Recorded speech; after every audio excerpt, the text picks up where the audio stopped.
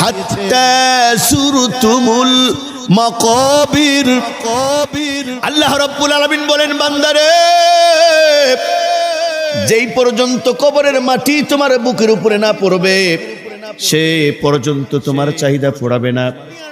আল্লাহ রাব্বুল আলামিন বলেন, হাত্তা সুরতুমুল মাকাবির, যেই পর্যন্ত মানুষের বুকের উপরে কবরের মাটি না পড়বে সেই পর্যন্ত মানুষের লোভ শেষ হবে না। সে পর্যন্ত, যে পর্যন্ত সে জীবিত থাকবে সে শুধু বলবে আরো দাও, আরো দাও, আরো দাও, তার তৃপ্তি ফুরাবে না। এটা হলো দাজ্জালের থাবা। আল্লাহ রাব্বুল আলামিন বলেন, ওয়া তুহিব্বুনাল মালা হুব্বাল জাম্মা, তোমরা দুনিয়ার সম্পদকে মহব্বত করতে গিয়ে, ভালোবাসতে গিয়ে সব কিছু ভুলে যাবা।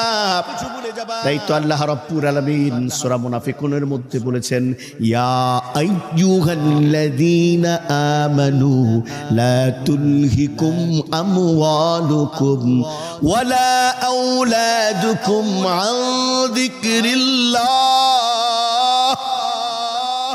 ومن يفعل ذلك فأولئك هم الخاسرون। আল্লাহ রাব্বুল আলামিন বলেন, ওগো তোমরা যারা ঈমান আনয়ন করেছো,